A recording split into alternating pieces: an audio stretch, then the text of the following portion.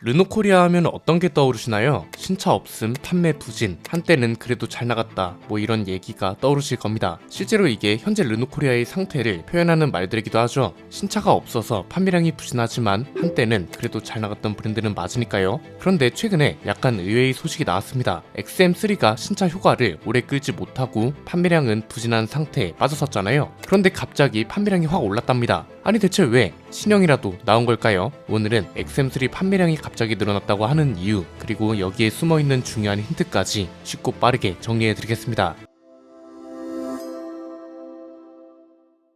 르노코리아가 XM3 하이브리드 모델을 출시한 지도 꽤 됐습니다. 얘가 진짜 동전이 양면 같은 차인데 처음 국내에 출시됐을 때는 가격이 비싸다는 것 때문에 XM3를 판매 부진에 빠지게 만든 차라고 보거든요. 저는 가장 이해가 안 갔던 반박 내용이 이겁니다. 야, 유럽에서는 더 비싸고 국내 가격이 더 저렴하다는데 뭐가 문제냐? 이런 건데 이건 도대체 무슨 생각으로 말하는 건지 모르겠습니다. 국내에서 생산하니까 저렴한 건 당연한 거죠. 유럽은 우리나라에서 생산해서 배를 타고 수출을 나가는 거고 유럽 입장에선 수입차인데 이건 너무 당연한 소리 아닌가요? 유럽보다 저렴해서 괜찮다고 할 게 아니란 겁니다. 진짜 이게 괜찮은 거였다면 소형 하이브리드 SUV 시장에서 돌풍을 불러일으키고 판매량도 많이 나와서 르노코리아 전체를 견인할 수 있어야 합니다. 그런데 그런 게 전혀 아니잖아요. 뭐가 괜찮다는 건지 전혀 이해가 안 되고요. 일단 진단을 제대로 하면 어떤가요? 사실 XM3는 신차 효과가 뛰어난 것도 그리고 그 효과가 오래 간 것도 아니었습니다. 그런데 이 와중에 하이브리드 모델이 추가되면서 전체적인 가격 범위가 상승했고 이것 때문에 오히려 역효과가 난 케이스잖아요. 소형 SUV는 저렴해야 한다는 게 어떻게 보면 기본 소양인데 이걸 지키지 못했으니 판매량이 안 나오는 건 당연한 거죠. 비슷한 사례가 신형 코나 하이브리드라고 볼 수 있었습니다. 초기에 판매량이 트랙스보다도 안 나왔으니까요. 그래서 결국 가격 조정이 필요하다고 볼 수 있었는데 최근에 판매량이 올랐다는 소식이 나오는 이유도 이것 때문입니다. 정식 명칭은 XM3 E-TEC, 그 중에서도 RE 트림의 가격을 370만원, 거의 400만원 가까이 내렸습니다. 기존엔 3165만원이었던 걸 2795만원까지 내린 건데요. 지난번에 이 소식을 전해드렸고 이번에는 그 뒤로 실적이 기록된 거죠. 일단 기사에서 나오는 말은 뭔가요? 지난 2월 판매량이 전년 동월 대비 161%나 늘었다 뭐 이런 거죠. 그리고 올해 1월부터 2월까지 기록된 누적 판매량도 작년 같은 기간보다 2배 가까이 늘었다고 합니다. 이것만 보면 많이 늘어난 것 같죠. 그리고 실제로 상대적으로 늘어난 것도 사실입니다. 그런데 기준을 좀 달리 보면 그렇게 극적인 변화를 하긴 어렵습니다. 왜냐면 절대적인 판매량은 여전히 그리 좋지 못한 성적이거든요. 올해 1월부터 2월까지 누적 판매량이 할인 때문에 많이 늘었다면서요. 작년 같은 기간 대비 늘어난 건 맞지만 판매량 순위는 29위였습니다. 토리스, K3, 모닝, 니로, 소나타 이런 차들보다도 훨씬 안 팔린 겁니다. 그래서 뭐 이 전략이 효과가 굉장했다 이렇게까지 말하기는 뭐하지만 그래도 여기서 얻을 수 있는 교훈 내지는 힌트는 분명한 것 같습니다. 사실 다른 나라는 어떻게 될지 모르겠습니다. 우리나라 정세도 파악하기가 힘든데 알게 뭔가요? 차주들 입장에서 보자면 우리나라 전차 시장은 일본하고 비슷하다고 말씀드렸죠. 자국 브랜드의 점유율이 상당하고 현재는 하이브리드 차가 대세, 일본하고 표면적인 점은 거의 똑같고요. 내면적인 맥락도 거의 비슷합니다. 일본 브랜드 대표적인 게 토요타일 텐데 토요타가 해외에서 잘 나가는 건 부정할 수 없습니다. 전 세계에서 판매량 1위를 하고 있으니까요. 일본 내수에서는 거주지 조건, 세금, 검사 비용 등등 다양한 이유로 경차가 잘 팔립니다. 반면 해외에서는 큰 픽업 트럭, 세단, 그리고 고급 브랜드인 렉서스가 잘 나갑니다. 우리나라 브랜드들도 비슷하죠. 우리나라도 하이브리드 차가 대세인데 그 이유는 일본하고 비슷한 겁니다. 일본도 여러가지 이유로 하이브리드나 경차 이런 차들이 대세잖아요. 우리나라도 현대기아차 전기차가 해외에서 굉장히 잘 나가고 누적 판매량도 100만 대를 향해서 가고 있다고 하지만 인프라 문제 그리고 하이브리드 차라는 선택지가 너무 강세라서 전기차 선택이 덜한 시장이란 거죠. 여기서 중요한 건 우리 소비자들이 그래서 어떤 차를 많이 타게 되고 지금은 또 어떤 차를 선택하는 게 좋냐 이건데 이건 그냥 시장 흐름을 살펴보면 각자 알아서 판단을 내릴 수 있을 거라고 봅니다. 일단 결론부터 말씀드리자면 하이브리드 차 덕에 전기차의 판도도 뒤집을 수 있겠다는 건데요. 왜 이렇게 생각하냐면 해외에서는 모르겠지만 한국에서만큼은 전기차는 획기적인 돌파구가 없으면 드라마틱한 성장은 힘들 거기 때문입니다. 가격이 확 내려가서 보조금 없이도 저렴하게 살 수 있게 된다든지 아니면 항상 말씀드렸던 것처럼 정부가 정책을 확 뒤집어서 충전기 보급 위주로 보조금을 바꿔버려요. 그리고 이 덕에 추천 인프라가 적재적소에 보급되고 정비 인프라도 해결돼서 내연기관차만큼 불편함이 없어지고 그래서 차주들도 전혀 이질감이 없이 구매를 해요. 이 정도가 아니라면 전기차 판매량이 극적으로 늘어나는 건 힘들 거란 겁니다.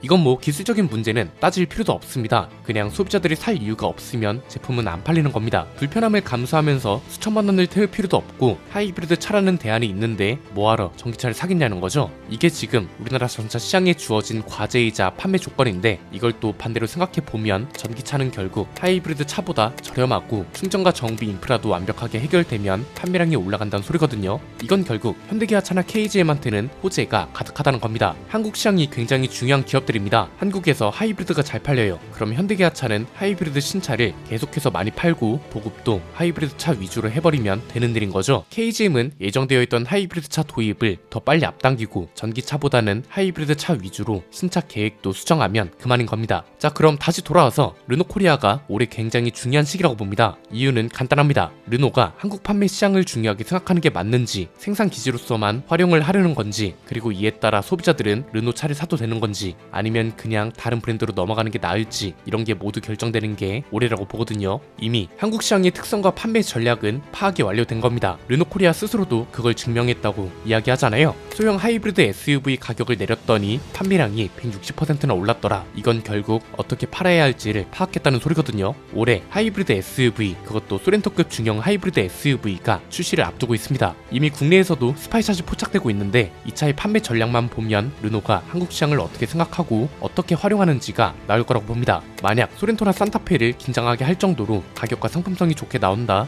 이건 그러면 단순히 판매량만 오르는 걸 넘어서 전기차 시장은 가격 조정이 필요하다는 걸 뼈저리게 느끼게 만들어 줄 거고요. KGM도 신차를 더 빨리 투입할 수 있도록 불을 지펴줄 거라고 볼 수 있습니다. 르노랑 쉐보레는 구분이 필요하다고 말씀드렸습니다. 국내 브랜드는 아닙니다. 해외 브랜드입니다. 대신 아직 국산차로 분류되는 이유는 뭐다? 말 그대로 국내 공장에서 생산하는 차들이 남아있어서 여전히 국산차 통계로 잡히고 있는 거잖아요. 르노는 쉐보레보다 명확합니다. 왜냐면 거의 모든 주력 모델들이 부산 공장에서 생산되고 있거든요. 그럼 이건 저렴하게 팔지 않을 이유가 전혀 없다는 거죠. 한국에서 생산되는데 비쌀 이유가 뭐가 있겠어요? 그리고 또 하나, 이미 잘 팔릴 수 있는 조건이 너무 많습니다. 우리나라에서 인기 있는 차종일 뿐 아니라 최근에 공개된 르노의 새로운 디자인들을 보세요. 솔직히 이 정도 디자인이면 호불호가 거의 없을 것 같지 않나요? 실내도 보면 현행 르노 차들보다 훨씬 세련됐잖아요. UI, UX는 어떻게 나올지 봐야겠지만 적어도 실내 레이아웃이나 디자인만큼은 꽤 잘 나왔습니다. 심지어 이제는 로장주 엠블럼을 쓴다고 하고 XM3는 페이스리프트 될 거란 소식도 나오고 있습니다. 만약 올해 페이스리프트가 진행된다면 중형 SUV까지 신차가 두 종류 있는 거죠. 이 정도면 판매량을 끌어올릴 수 있는 조건이 충분히 있는 겁니다. 한국 판매 시장을 굉장히 중요하게 생각하고 앞으로도 차를 많이 팔아야 한다고 생각하고 있다면 올해는 절실함을 보여달라는 겁니다. 이 상황에서 절실함이 안 보이면 소비자들이 등을 돌려도 할 말이 없는 겁니다. XM3 판매량이 반짝 올랐다고 이걸로 인했다고 하지 말고 진짜 일을 한번 내야 한다는 거죠. 작년에는 판매량도 꼴찌, 점유율도 당연히 꼴찌였습니다. 심지어 가장 많이 팔린 차가 QM6인데 전체 판매량 1만 대를 겨우 넘어섰습니다. 이 상황에서 절실함이 안 보인다? 그럼 이때부터는 소비자들도 각자 판단을 내릴 거라고 봅니다. 오늘 내용은 여기까지입니다. 내용이 유익하셨다면 구독과 좋아요, 알림 설정 부탁드립니다. 지금까지 저는 안피디였습니다. 감사합니다.